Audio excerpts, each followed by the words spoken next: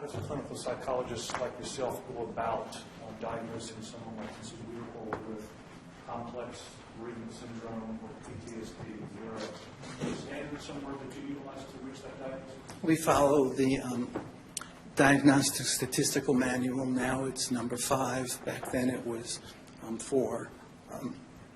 And it lists the different criteria for various conditions and the definition and categorization of one's condition. And in 2012 or 2013, did she meet the clinical criteria for diagnosis of PTSD? Yes. Did she meet the clinical criteria to be diagnosed with complex bereavement syndrome? Yes, at that time. Through 2012 through, I think you said you saw her through the fall of 2016. Correct. I don't want to go through each visit and each year, but can you summarize for us how things went in your treatment of her and your efforts to make some progress with her bereavement syndrome or with her post-traumatic stress disorder? The main focus was on treating the post-traumatic stress disorder because that was a factor that was significantly complicating her bereavement process, in my opinion. When you work with post-traumatic stress disorder, it's technically an anxiety disorder.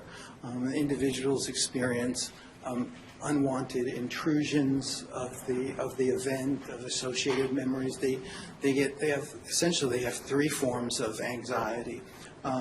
One is if they encounter stimuli that remind them of it, and that's very common for her. If her husband was a fireman, so she encountered anti-flu airplanes, and so if she counted things related to fire departments or related events or airplanes, and also they had a number of very special songs that were meaningful to them. If she'd encounter them, it would trigger intense anxiety episodes. So there's a reaction to stimuli reminding you of the traumatic event. Unfortunately, in addition, people with post-traumatic stress disorder will have anxious intrusions that just come to them. It could be, it's more internal. And she experienced like panic attacks, intense states of arousal, very similar to panic. Many of hers were related to exposure to stimuli that reminded her of it. But she also had nightmares, and that was internally rising. And in addition, when people have been through traumatic events and their nervous system has kind of been sensitized to danger, oftentimes our minds are designed to learn about bad things and not forget them. And so she has a chronic state of hyperarousal or hypervigilance. And for her case, it's evidence in which she has a fear that someone's going to break into her house at night, someone's going to come in and kill her. But that heightened state of arousal, kind of puts you close to the threshold of it shooting up into panic-like. I don't think she has a panic disorder with spontaneous panic attacks, but these experiences of heightened arousal are very common in people with post-traumatic stress disorder. And the vast majority of her surges of anxiety are secondary to exposure to reminders of the accident or of their relationship. In addition, she has a phobia for driving with other people behind the wheel. She's fine if she drives for the most part, but when she has a couple people that she feels safe with, but if other people are driving, she panics quite readily. Many times they've had to stop the car and let her out. And it's very embarrassing, and it's hard to explain to people that don't know her that well. Where would the 24/7 care for those 9 months or so, from when she brought Mr. Wiederhold home to Orlando from the Shepherd Center to when he passed in March of 2012, where or how does that figure into what you're describing right now? Actually, I think that while it was exhausting and extremely demanding, and there's some clear residual symptoms from her going through that experience. She reports that she wakes up at 3 o'clock in the morning every night. That was the time she had to get up and rotate her husband and move his body, and check his other parameters of the things she was caring for. But actually, I think that while she was with him and providing that care, it kept her very occupied, and she stayed on task, and she didn't have as many of these anxious, well, she probably did, but her attention to him was filling her plate in a sense and occupying her. With that understanding of some of the things that you were learning from her history and diagnosing her with, help us understand as a clinical psychologist how you go about helping her with those circumstances.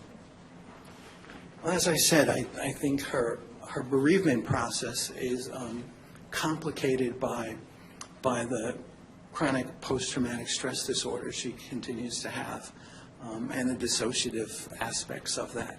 So when I work with post-traumatic stress disorder, the first thing one wants to do is the first phase of treatment is called stabilization, where we assist individuals with containing anxiety, teaching skills and techniques that will help to stabilize and help them master anxiety, and also to restore an internalized sense of safety. That's in what we call implicit memory.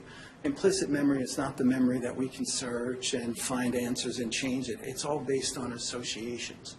So we work to help her experience, and clinical hypnosis is one vehicle for that, experience safety again. And then when the individuals experience enough of that, it begins to get internalized, and it replaces what they had learned from the traumatic experience, the danger. So that's the initial phase of work, and I've done a lot of work with that.